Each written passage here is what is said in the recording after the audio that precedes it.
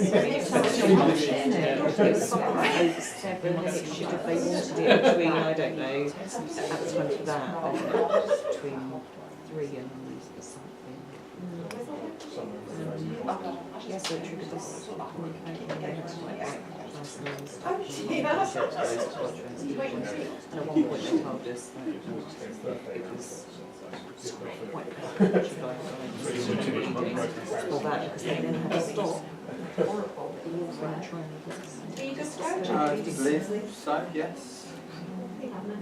Guys, are you okay? Sorry, you can be on film. No, we're going. We just don't say anything rude. No, no, we'll leave. Okay. Okay, so I hope we haven't led you here on false premises because we're talking about new technologies, but the way the teaching and learning group's begun is that we haven't quite got to the new technologies section yet, and we're slowly going to be introducing that over the next couple of weeks. But basically, we're talking about going back to basics with teaching and going back to children talking to each other, and before they actually have to do any work. Before they're writing, we're getting them to talk to each other to try and encourage that thought process.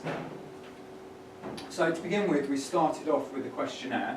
We identified some students coming up from primary schools on a borderline of 3A to 4C, so some of our weaker students, and we just wanted to see where they felt their strengths and weaknesses were in regarding literacy and how that equated to writing essentially, and therefore talking as well.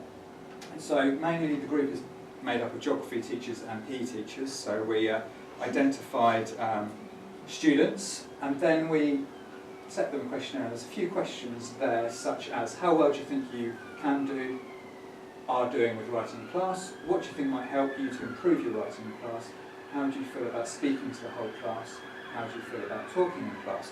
We had a really wide range of different opinions, and some of those were saying that their confidence levels, if they were questioned by a teacher about something that they hadn't previously prepared an answer for, they weren't as confident in putting their hand up or taking part in a class discussion if they hadn't had that opportunity to think about it. So from that we kind of worked out, well, we should really be encouraging them to talk to each other before setting them to do a piece of work. What I'd like you to begin to do now is to have a look at those statements and just have a little discussion between yourselves regarding what is on the board. Talk and thinking are the same thing. Writing is more important than talk. You can think without words. It is easier to talk well than it is to write well. You can never tell what anyone else thinks. It is rude to disagree with other people. If you help people solve problems in class, it's cheating. I talk when I think is the same as I think when I talk. So just spend a couple of minutes, pair up, have a little discussion about some of those statements and just see what we can come up with.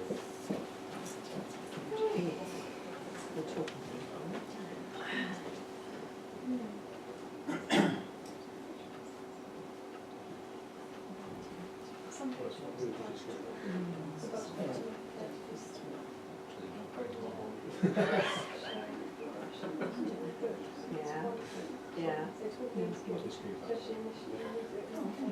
We do. Yeah. But you know, having the opportunity to talk your ideas out loud.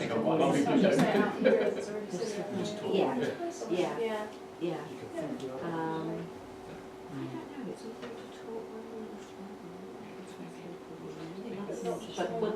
But whether that's one. Well, in what respect? Yeah. You can never tell what anyone else thinks. Okay, Michelle, taking the English kind of viewpoint, would you say talking is important in structuring ideas? Yeah, I think it is. And that gives students confidence? Yeah, I think it also helps you to formulate your ideas, to expand them. What about maybe science, what would you say? You've definitely got to do it. Yeah. You've got to have the vocabulary to be able to explain what's going on. Absolutely. Okay, so we realised that setting students straight into maybe a piece of writing without giving the opportunity to process their ideas and thoughts beforehand would actually cause some problems. So we realised that maybe using group work or paired discussion should be becoming more part of the way we structure our lessons.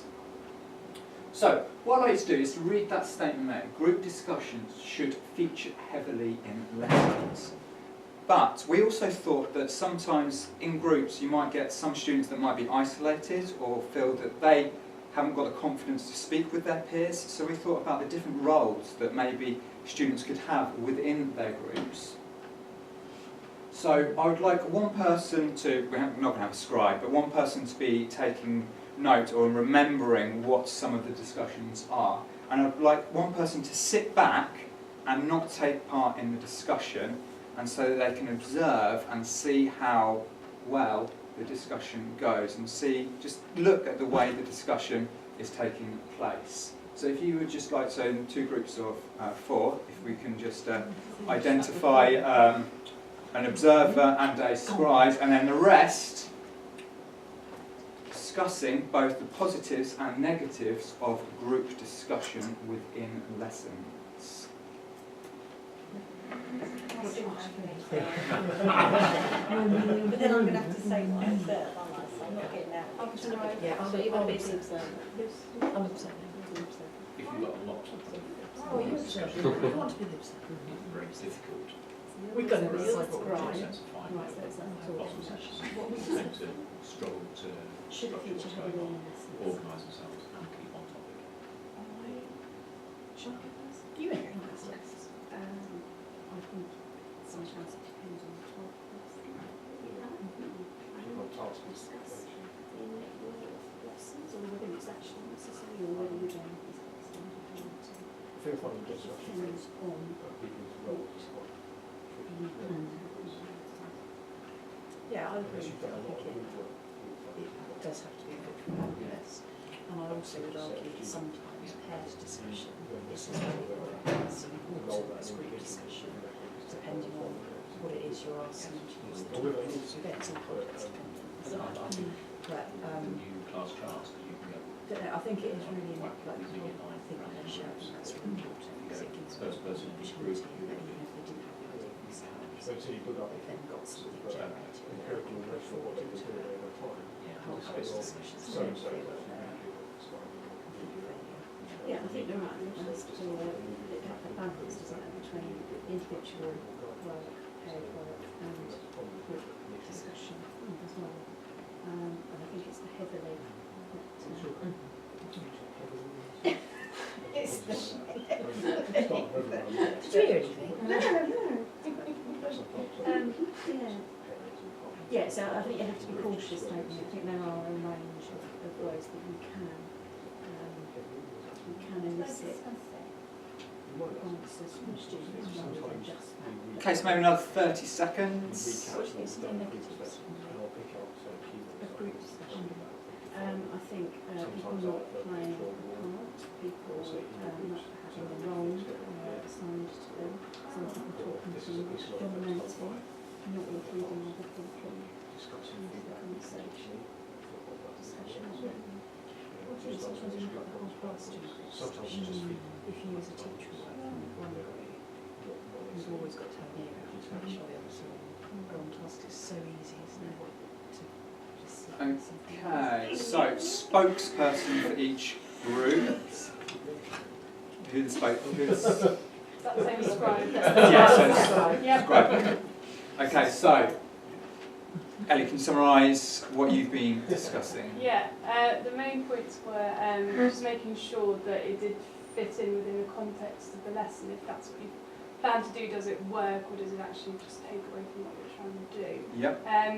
The value of pair work as well as group work, and maybe sometimes weighing up which one would be the better option, just in terms of time, and getting them into groups and deciding who's in what group, and that also takes a huge amount of time.